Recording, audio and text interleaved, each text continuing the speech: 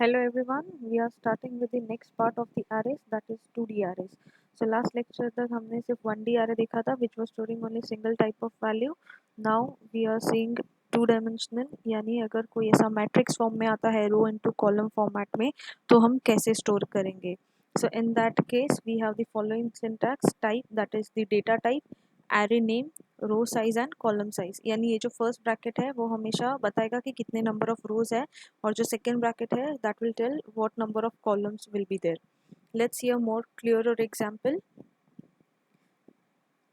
This is the way it is stored in memory.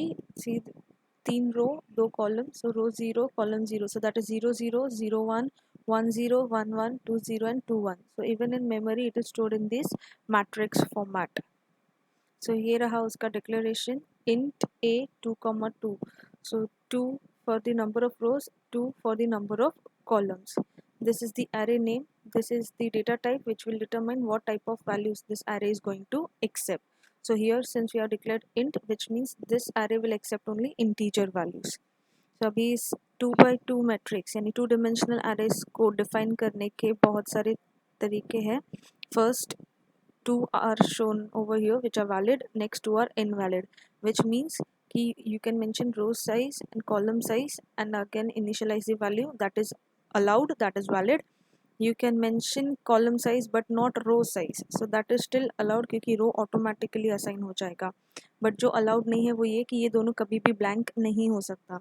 One dimensional में हमने देखा था कि हम ये ब्लैंक रख सकते हैं क्योंकि वो सिंगल वैल्यू था, बट टू डिमेंशनल में कभी भी ये दोनों ब्लैंक नहीं हो सकता. नीदर इन टू डिमेंशनल कॉलम का साइज ब्लैंक हो सकता है, रो साइज ब्लैंक हो सकता है, column size can not be blank. So next what we are seeing is nothing but transpose of a matrix का program. Everyone knows what is the transpose of a matrix कि row column में convert हो जाता है. So this is the given matrix जिसको हमें इसमें convert करना है. So this is the input and this should be the output. So let us see the logic behind it. Program थोड़ा लेंदी है बट बहुत सिंपल है. यहाँ पे हमने फाइल्स इंक्लूड की है, header files which will be needing. Main में हमने काफ़ी वेरिएबल्स डिक्लेयर किए. We have M, we have N, that is again for rows and columns. C and D again for the for loop counter. This is matrix 10, that is the original matrix जिसमें हम values accept करेंगे. This is another array transpose of 10, which is the output matrix, यानी इसमें हम output store करेंगे. So first line says printf enter number of rows and columns. So and m and n, मतलब m में हम rows का value store करेंगे, n में हम column का value store करेंगे. So let's say because our input is this, so it has 3 rows and 2 columns. So I will put m का value as 3 and n का value as 2 over here. So enter the elements of the matrix. So अभी matrix में हमें values enter करना है. For c0 c less than m c plus plus, which means c0 है 0 less than 3, condition true है तो वो अंदर जाएगा. तो ये हो गया condition for checking the rows. Now you are checking condition for columns. d0 d less than n, so 0 less than 2 क्योंकि n का value 2 है over here. So 0 less than 2 condition is true. So whenever the condition is true, put the first value in matrix C of D, यानी C का जो value है D का जो value है, in that case that is 0 0. So it is 0 0, which means पहला value हम जो भी enter करेंगे वो 0 0 में जाएगा, that will be 1. Then it will be D plus plus, so D का value हो जाएगा 1. So 1 less than 2 condition is again true.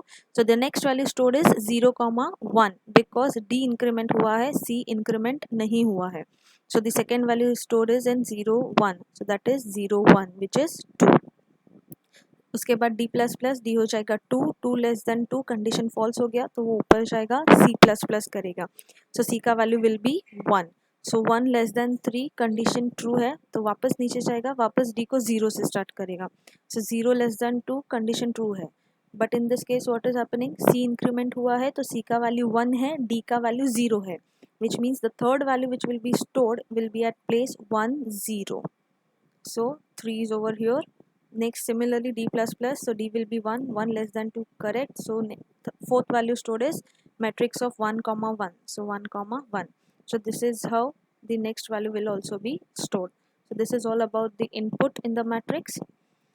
अब हम ट्रांसपोज परफॉर्म करेंगे। अभी ट्रांसपोज में कुछ नहीं करना है क्योंकि हमें उल्टा करना है। इसके लिए हम क्या करेंगे, फॉर लूप हमारा सेम ही है, सिर्फ यहाँ पे ट्रांसपोज ऑफ सी डी के बजाय हम डी और सी लिखेंगे क्योंकि हमें रोज को कॉलम में कन्वर्ट करना है और कॉलम को रोज में। So transpose of D comma C equal to matrix of C comma D. तो इसमें क्या होगा कि सी का वैल्यू 0 है, 0 less than 3 condition is true. D का वैल्यू 0 है, 0 less than 2 condition is true.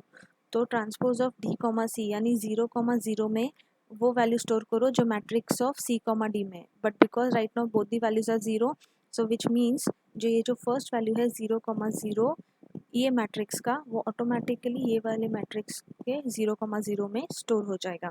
फिर उसके बाद हो जाएगा d plus plus, so d will be 1, so 1 less than 2 condition is true, which means now you are storing 1,0 कौन सा value, matrix of 0,1 का। यानी ये जो ओरिजिनल मैट्रिक्स में 0,1 का वैल्यू है वो नए मैट्रिक्स में कहाँ पे स्टोर होगा, 1,0 वाले पोजीशन पे। So that is how transpose is done. So ऐसे entire value, if you can see over here above example में, this is 0 0, this is 0 1, this is 1 0 and 1 1। so हमने जो ट्रांसपोज किया था उसमें 0 0 का वैल्यू 0 0 पे ही स्टोर होगा।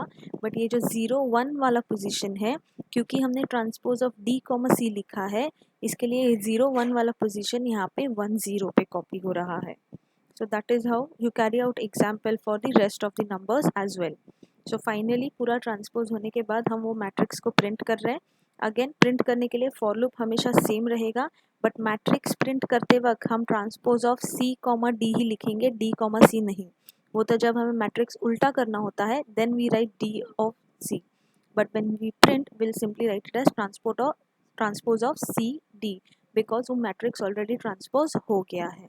That's it. So that is all about transpose of a matrix.